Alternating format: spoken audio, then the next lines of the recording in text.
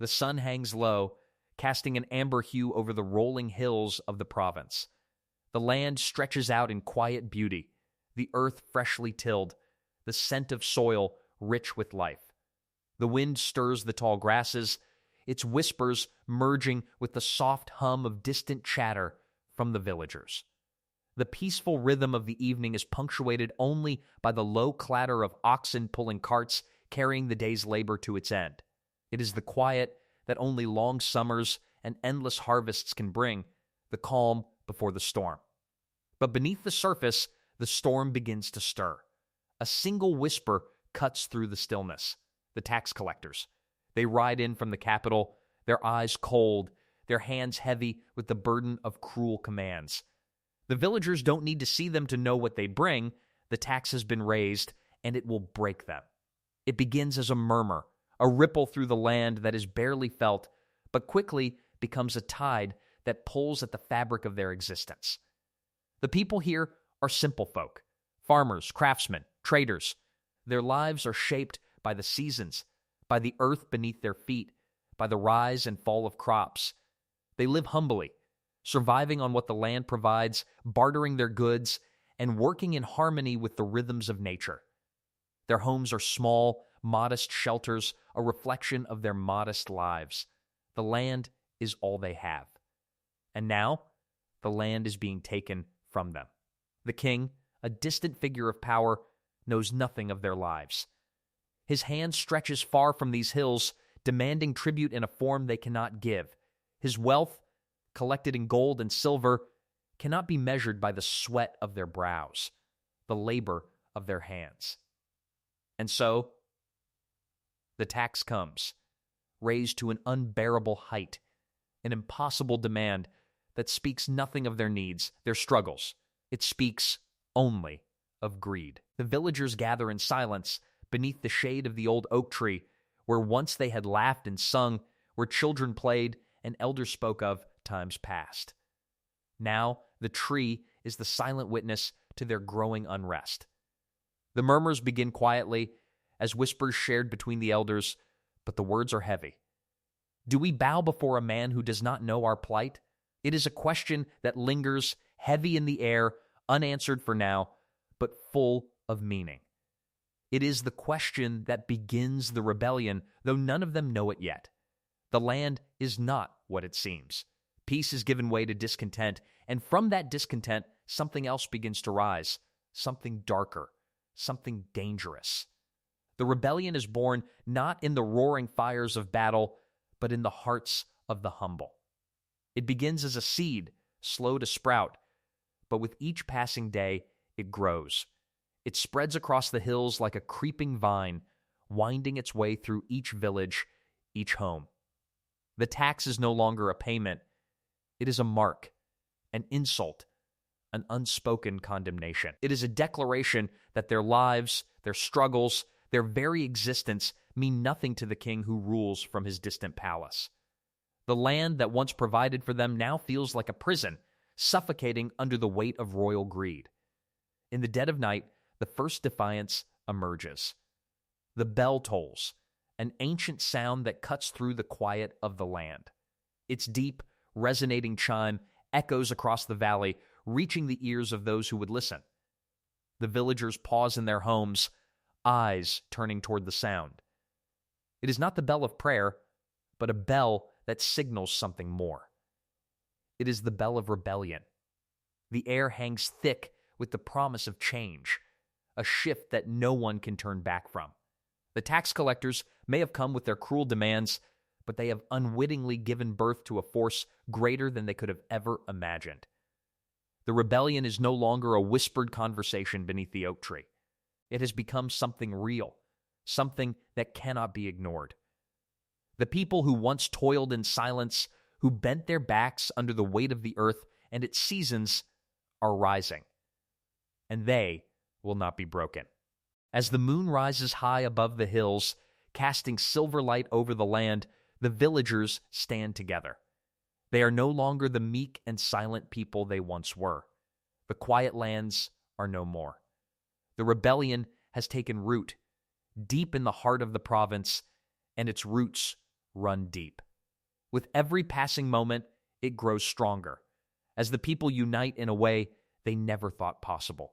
They stand together, their hearts alight with the fire of defiance, their spirits unbroken. In the distance, the village square stands empty, save for the flickering torches that cast long shadows across the cobblestones. The bell tolls again, its sound reverberating through the hearts of those who hear it. The rebellion is no longer just a thought. It is no longer just a whisper. It is the birth of a revolution. The storm is here. And as the night stretches on, the villagers stand together beneath the pale light of the moon, their resolve as firm as the earth beneath their feet. They know what they stand to lose, everything. But they also know what they stand to gain. Their dignity, their future, their freedom. The king's taxes may have come to break them, but they will rise together, stronger than ever before. The bell tolls once more, and with it, the promise of a new dawn. The revolution has begun, and nothing, no force, no king, will stand in its way. The winds shift, carrying the scent of something new across the land, something unstoppable. The people stand united, and as the first rays of dawn touch the earth, they know that their world is about to change forever. The days are long and grueling in the province, where the scent of rain-soaked earth clings to the air, thick with the promise of change. The village, once a tapestry of harmony, now trembles at its edges, its calm shattered by the sound of hooves pounding against dirt paths. The rhythm is harsh, a distant drumbeat heralding something darker, something inevitable. The villagers, who once woke to the peaceful hum of morning, now feel the weight of that sound in their bones, as though it foretells a storm. And then, a figure arrives. He is not like them. The tax collector. His name is Corbin. Clad in fine wool and fur, his boots gleam with the polish of a man who has never known the earth beneath his feet. The gleaming black leather contrasts sharply against the weathered hands and mud-streaked boots of the villagers whose lives have been shaped by the sweat of their brows and the toil of the land. His eyes, cold and calculating, scan the faces before him, unbothered by the quiet desperation that simmers beneath the surface of the village. He is a man of purpose, with a sharp tongue and a sharper gaze, impervious to the lives he disrupts. His presence alone, the way he walks with such arrogance, seems to demand submission. His entourage follows, carts laden with scrolls, ledgers, and the weight of an empire's will. Faces impassive, their hearts as cold as the scrolls they carry. At first, the villagers greet him with the polite distance they reserve for strangers. They lower their heads, as they always do, to men of power. But soon, that politeness begins to fray as the reality of his purpose sinks in. The tax. It is not just heavy, it is unbearable. A burden that cannot be carried by the small shoulders of these simple folk. The farmers, who have tended their land for generations, who know the earth by the very marrow of their bones, now find themselves staring down the barrels of loss. The wind blows, carrying whispers of uncertainty. Their livelihoods slip away like sand through their fingers, and the weight of the tax is a weight they cannot bear. In the marketplace, the air is thick with tension. The smell of fresh bread mingles with the scent of firewood, a stark contrast to the bitter words that now fill the air. The villagers talk in hushed voices, their faces cast in shadow. Rumors swirl, like smoke from a fire that has begun to burn. They say Corbin has a cruel smile, that he takes pleasure in the suffering of the very people he is meant to serve. They say he walks the land as though it belongs to him, as though he owns not just the riches of the king, but the hearts of the people, too. His eyes, they say, shine with the gleam of a man who knows his power, who understands the vast chasm between himself and the people he governs. The tax is no longer just an economic burden. It has become a symbol, a reminder of how small the villagers are in the eyes of the king. It is an unspoken message. Their lives mean nothing. They are nothing. It is a reminder of the great distance between the rulers in the capital and those who toil beneath the sun. The king's hand reaches far, but it is heavy, and it strikes with cruel precision. One evening, after Corbin's visit, the villagers gather in the heart of their land, beneath the shadow of the old oak tree where they had once laughed and danced. The air is cool, thick with the weight of what has been said and left unsaid. Vercel, an elder whose back is hunched with the years of hard labor, steps forward. His hands shake, but his voice remains steady, clear as the ringing of a bell. "How long will we bow?" he asks, his words trembling with emotion, with something raw, something primal that stirs within him. The crowd falls silent, the question hanging in the air like a storm cloud ready to burst. In that silence, the seed of rebellion takes root. The villagers stand, motionless. Vercel's question reverberates through their hearts, through their souls. It is a question that has no easy answer, a question that demands a choice, to bow or to rise. And in that moment, the choice is clear. The weight of the tax has pushed them to the brink, and now they stand at the edge of something far greater than themselves.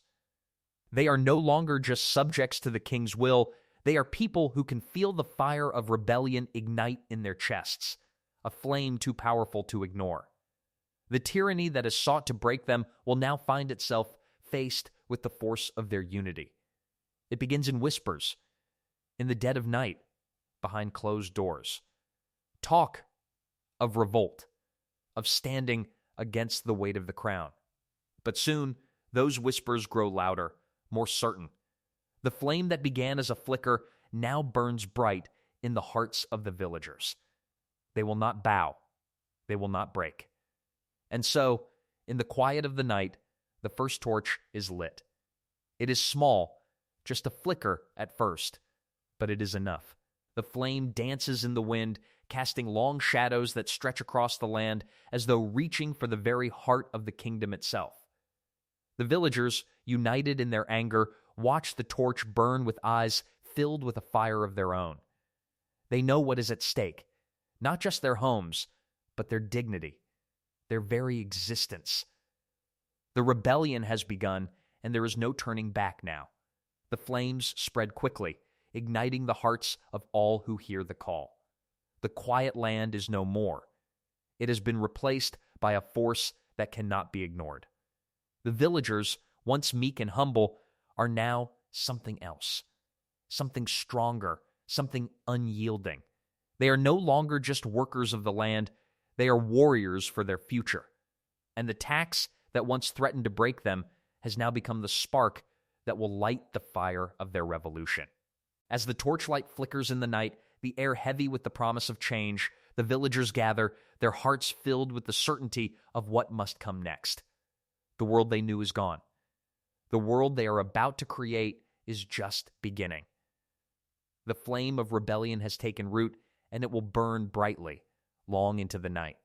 And as the fire crackles in the distance, one question remains: how far will they go to see it through? In the heart of the province, there stands a stone bridge, its arch looming like a silent witness to the passage of time. The river below churns violently, its waters crashing against the jagged rocks, as if the river itself is trying to cleanse the land, to wash away the sins of those who dare to cross it. The sound is deafening, a constant roar that fills the air with the weight of the secrets it carries.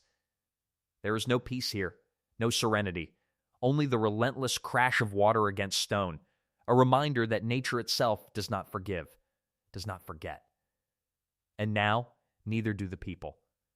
Tonight, the villagers, once quiet and peaceful, have gathered by the riverbank, their faces hidden in the shadows of the trees. The air is thick with the scent of damp earth, old pine, and something else, something sharp and undeniable.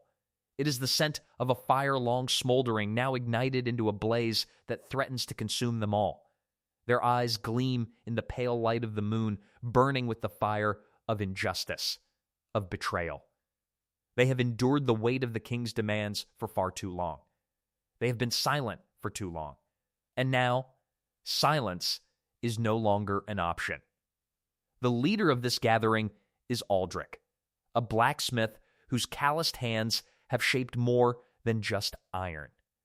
His heart is full of fury, And tonight, his words are like the hammer he carries, heavy and unyielding. He stands at the front of the group, his figure strong against the dark backdrop of the trees. His voice cuts through the night air, breaking the silence that has held them captive for so long. "We are no longer shadows," he declares, his words carrying a weight that shakes the very air around them. "We will be heard." There is no hesitation in the group, no wavering. The villagers nod in silent agreement, their faces set, their hearts resolute. They have been pushed too far, their backs bent under the crushing weight of the king's demands. And now, that weight has become unbearable. The tax, once a faraway thing, has now become personal. It is no longer just an economic burden, it is an insult, a final blow to their pride. They stand at the edge of something, and they know it. They are about to cross a line that will lead them away from the life they once knew and into the storm of a war they cannot yet see but can already feel in their bones. The cold evening air bites at their skin, but the chill is not enough to extinguish the fire that burns in their hearts. Aldrich raises his hammer high, and for a moment, everything is still. The only sound is the rush of the river, the heartbeat of the land that surrounds them. And then, with a single motion, the first spark of rebellion flickers to life in their hearts. It is a flame that has been waiting for the right moment to ignite. And now, that moment is here. With their leader at the front, the villagers move as one, their footsteps heavy, synchronized like the beating of a single heart. There is no turning back now. As they cross the bridge, they leave behind the life of submission, the life of quiet endurance. They leave behind the world of shadows, of silence, and in that moment, they step into something new, something dangerous, something unknown. The old world, the world of their oppression, is gone, swallowed by the dark waters of the river beneath their feet. And in its place stands a new world, forged from the fires of rebellion and the cries of the oppressed. The decision they have made is heavy, like the weight of the hammer Aldrich carries. But it is a decision they know they must make. The tax has stripped them of their dignity, their patience. They have lost everything: their livelihood, their peace, their trust in a king who does not see them, does not hear them. And so, they will fight for the one thing the king cannot take from them: their pride. The pride of those who have labored, who have toiled in the earth, who have given their lives to the land and its seasons.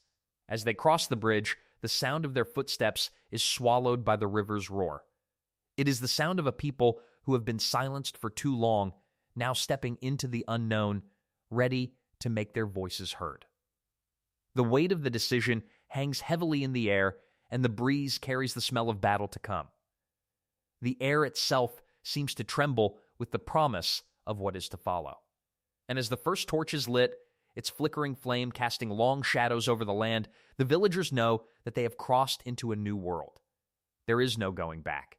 The fire of rebellion has been ignited, and with it, a new dawn is rising. The world they once knew, the life they once led, is gone. In its place stands something far more dangerous, a world where the king no longer holds the power, where the people hold the flame of their own destiny. As they march forward, their hearts beat as one, the sound of their footsteps now a steady drumbeat, echoing through the still night. They are no longer shadows. They are the fire that will consume the old world. And as the first light of dawn begins to break, they know this is just the beginning.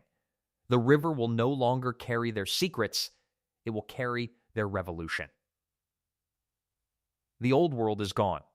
The new world begins here. The walls of the provincial town are thick, weathered with age, and scarred by the passage of time.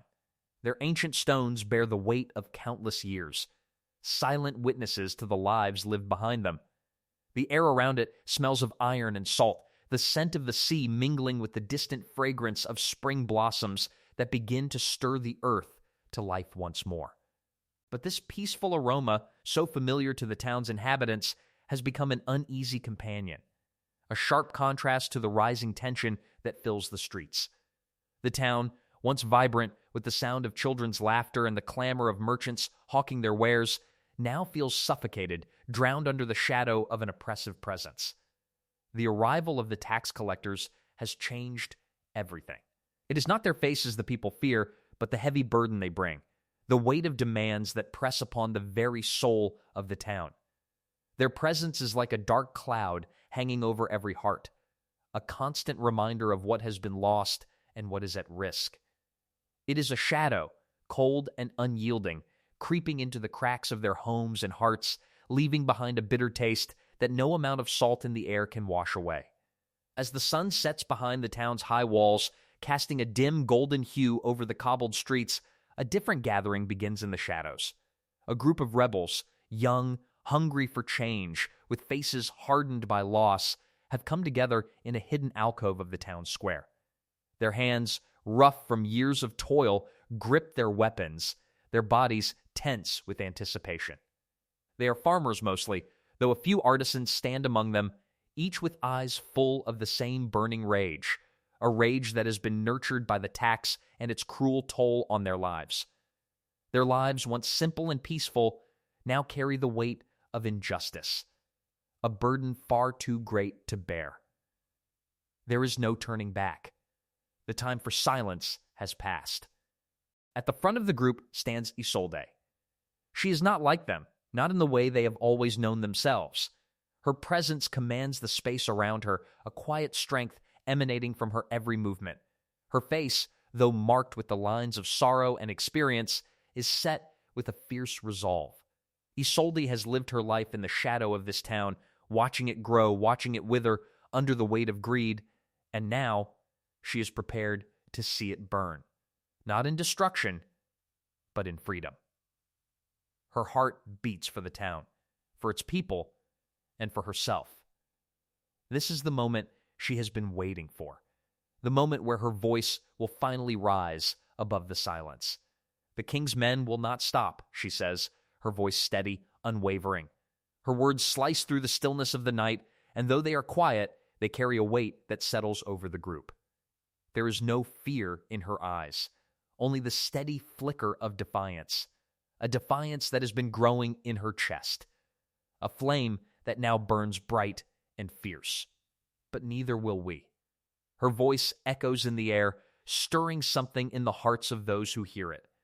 The rebels, young and old, listen to her, feeling the fire of her words settle deep within them. There is no turning back now.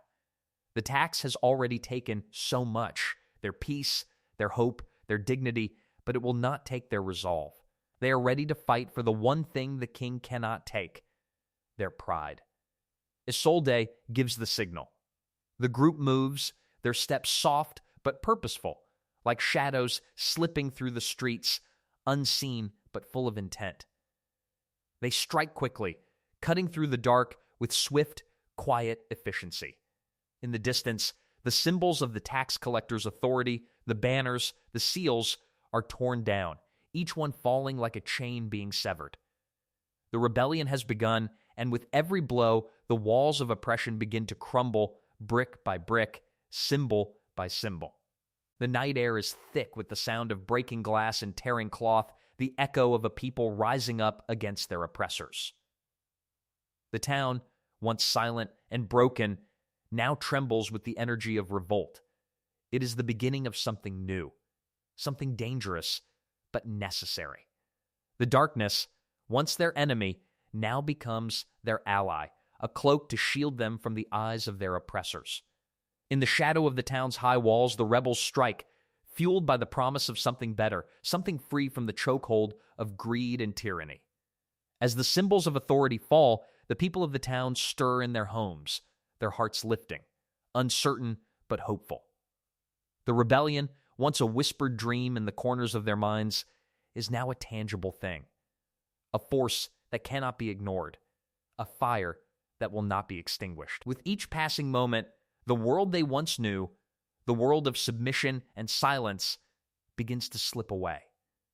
In its place, a new world rises, a world of defiance, of rebellion, of hope. The rebellion is not just the breaking of chains, it is the reclamation of power, of pride, of identity.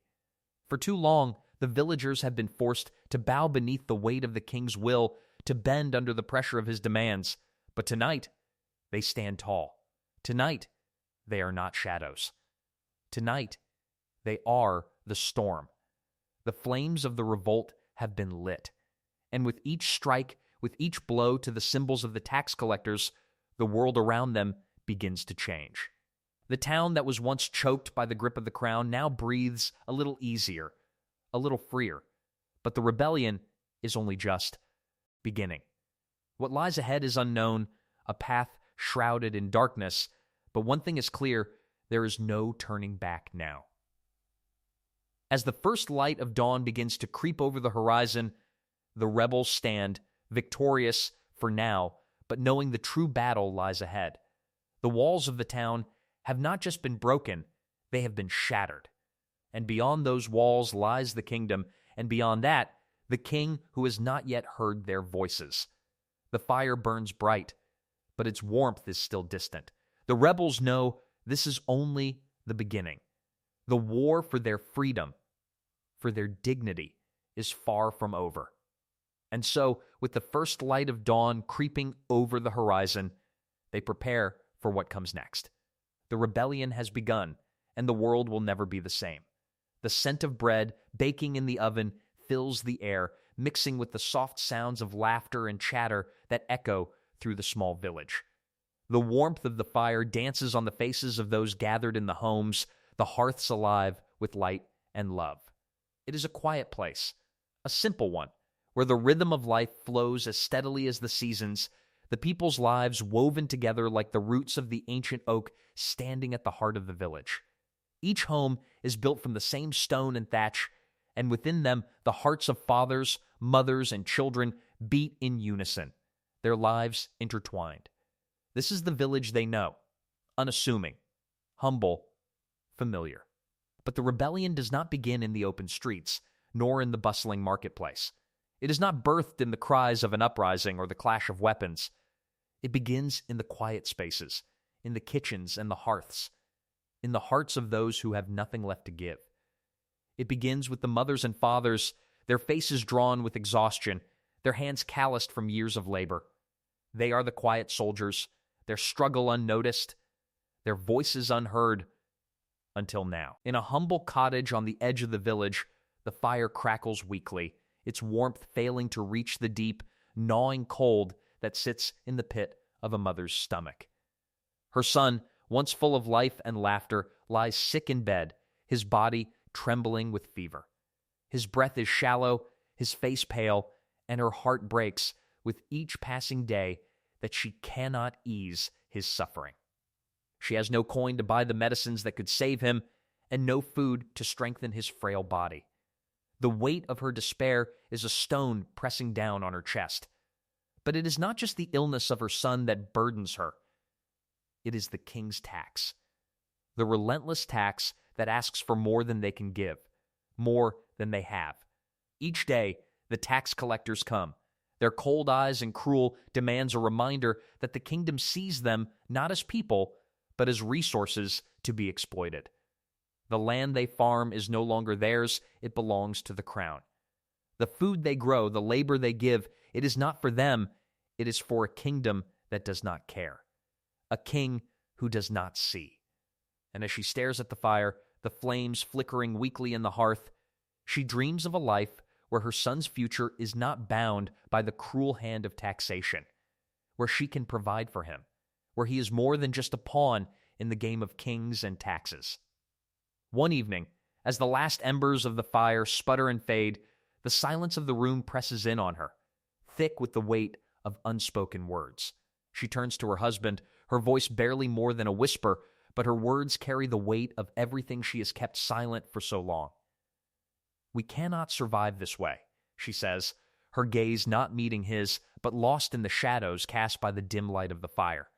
She speaks to him as though she speaks to the very walls, to the land, to the kingdom that has taken so much from them. It is a prayer, a plea, a cry for help, but it is also a revelation, a truth long buried beneath the quiet acceptance of their fate. Her husband, his face drawn with the weight of their shared burdens, listens in the silence that follows. His hands, once strong, now tremble with the frustration of a man who has given everything he can and still finds himself wanting. His voice, when it comes, is low, grim. "We won't," he says, his words like a death knell, the final admission that their lives, their struggle, has reached its breaking point. The rebellion is no longer just a whisper. It is a promise, the first spark of a flame that will ignite something far greater than they can see in this moment. The seeds of resistance have been sown deep in the hearts of the common folk by the very people who have nothing left to lose. The tax has taken everything from them, their peace, their dignity, their hope. It has pressed them down, stripped them bare, left them with nothing but their will to survive. But now, that will has become something else. It is no longer just survival. It is defiance. It is rebellion. And it begins with a mother, sitting by the fire, her eyes filled not just with sorrow, but with a quiet resolve that no force can take from her. In the quiet of that night, the revolution is born. It does not begin with the clash of swords or the rallying cries of war. It begins with a mother's promise, a promise to her child, to herself, to the future. It begins with the quiet resolve of those who have been broken and yet refuse to bend any further. The weight of the king's tax, the suffering it has caused, the lives it has destroyed, can no longer be ignored. The rebellion, though silent in its first moments, will grow louder with every passing day. It will spread like a wildfire, as sure as the rising sun. And it will be the people, the mothers, the fathers, the laborers, the artisans, who will kindle that fire. The fire may flicker weakly now, but soon it will burn brighter than the sun, and nothing will stop it. The walls of the kingdom may stand tall, but the walls of their hearts are stronger still. The rebellion has begun, not with the clash of steel, but with the quiet promise of a mother who will not let her child go hungry. And as she gazes at the fading embers of the fire, she knows that this is only the beginning. The kingdom may have taken everything, but they will take no more. The fire that has begun in the hearts of the common folk will soon spread, and when it does, the world will never be the same. A storm brews over the province, dark clouds gathering like a heavy cloak that shrouds the land in an oppressive silence. The rain falls in heavy sheets, hammering down on the stone rooftops of the village, the sound deafening, relentless. It is as if the heavens themselves have unleashed their fury upon the earth. The air smells of wet earth and moss, the sharp scent of nature clinging to everything it touches. The world feels raw, as if nature itself is holding its breath, waiting for something to happen. The wind howls through the trees, carrying with it a sense of inevitability, a sense that everything is about to change. Beneath this storm, in the heart of the town, a group of rebels gathers in secret. Their faces are grim, their eyes hardened by the weight of what has come before and what is yet to come. They sit around a heavy oak table, its surface worn by years of use, the room dimly lit by a flickering lantern. The walls are thick with the silence of anticipation, a silence only broken by the roar of the storm outside. They are here to plan, to strategize, but above all, they are here to reclaim what has been stolen from them, their lives, their dignity, and their future. At the head of the table sits Helric. He is a former soldier, his hands weathered by the years of battle, his face marked by the scars of a life spent in service to kings and lords. But now, the battle he fights is for something far more personal. His loyalty lies not with the crown, but with his home, his family, and his people. The tax has left the land barren, the fields dry, and the markets empty. The people have been broken, their spirits crushed under the weight of cruel demands. But Helric sees something in their eyes, a fire that refuses to be extinguished. They are not just fighting for survival anymore. They are fighting for their honor, their pride, and their future. "We strike tomorrow," Helric says, his voice low and steady, cutting through the silence of the room. "We take the town. We strike at the heart of their power. His words hang in the air, heavy with meaning. The rebels sit still. The only sound in the room, the relentless pounding of the rain above them, the thundering rhythm of a storm that mirrors the storm rising in their hearts. There is no fear in the room, only resolve. They know what is at stake. This is no longer about enduring, about scraping by. This is about reclaiming what was lost, about fighting for a future where their children can live free of tyranny, free of the shackles of a king who does not see them. Each rebel knows the cost. They are not blind to the danger that lies ahead. The battle will be long, it will be hard, and it may very well cost them everything. But the thing that has been stripped from them, their land, their livelihoods, their very sense of self, is worth more than any price they may have to pay. They stand together, bound by something greater than fear, bound by the love for the land they have tilled with their own hands, the land that has nurtured them, the land that has been stolen by the greed of kings. And yet, in that dark chamber, with the storm still raging outside, there is something else, something more.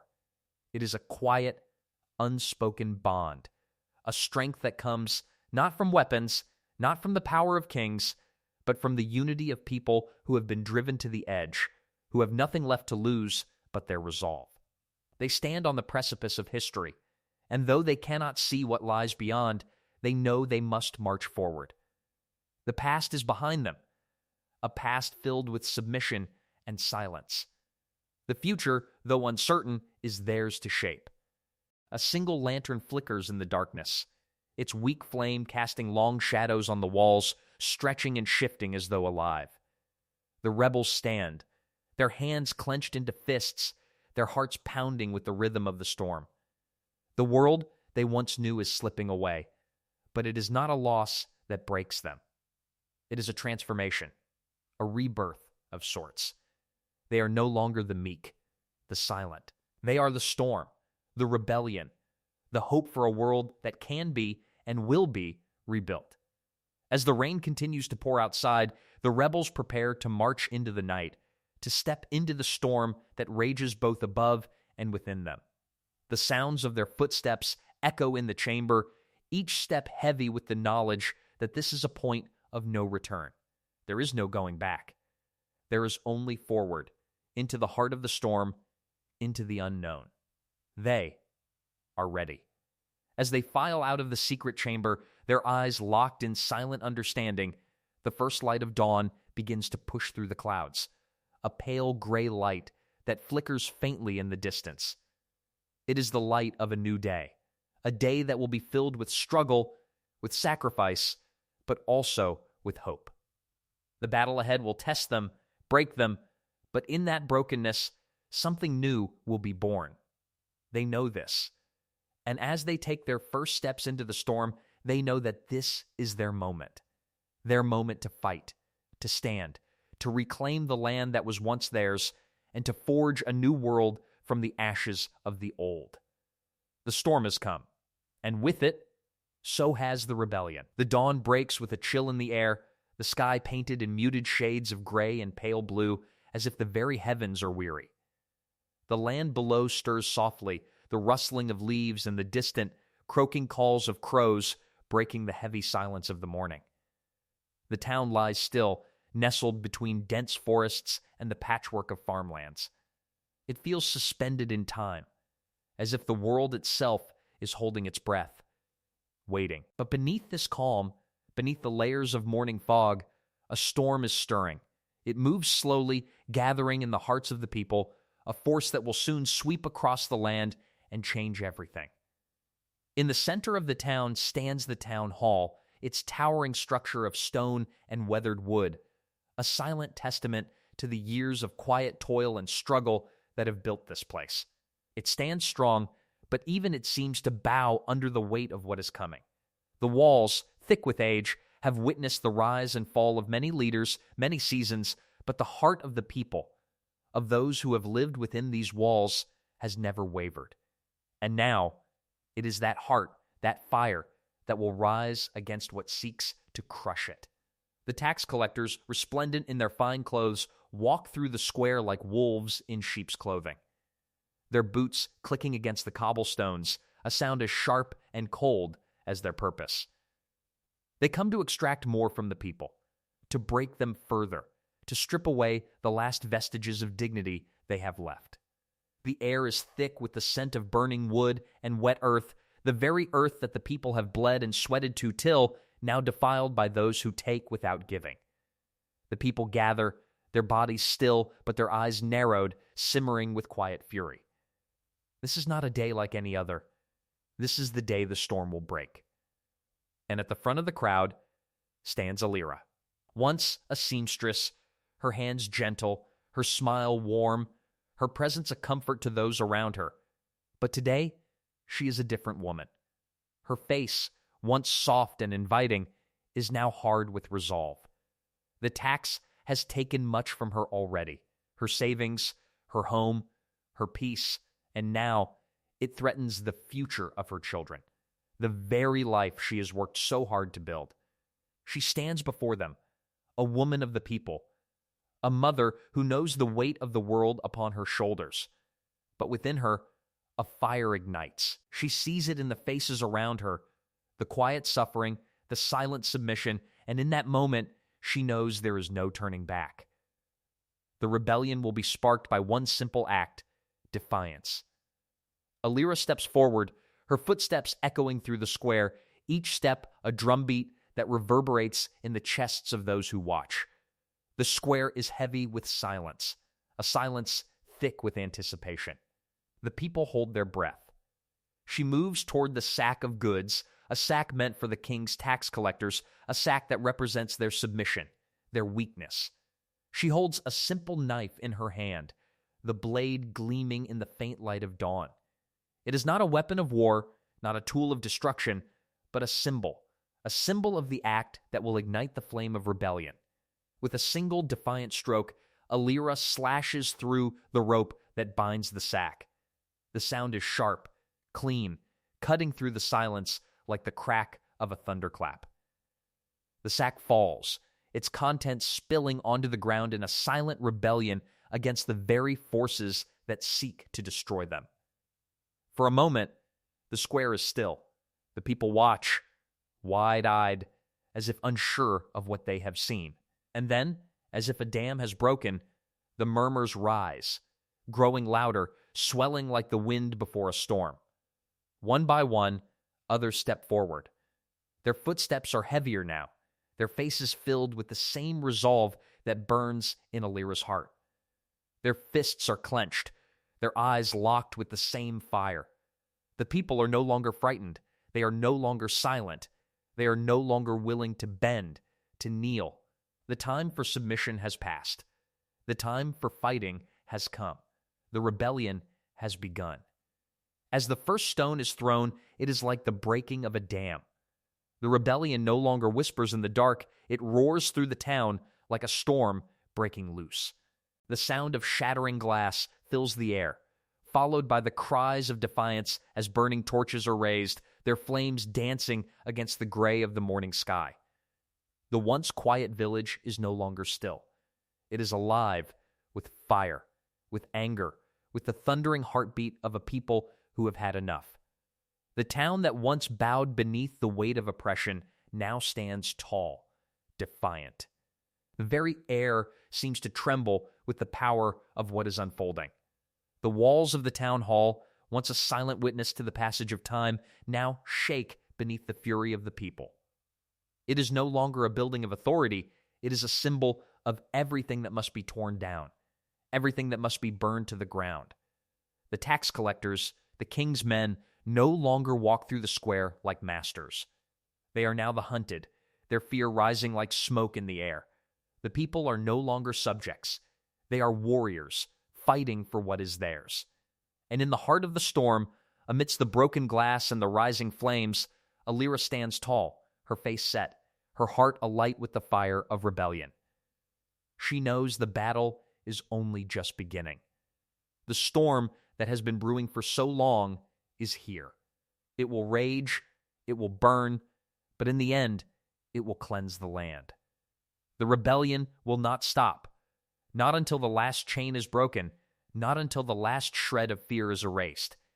As the fire crackles in the distance and the people rally together, the air is filled with a single, undeniable truth. They will not be broken. They will not yield. The battle for their freedom has begun, and there is no turning back now. The rebellion is no longer a whisper. It is a roar.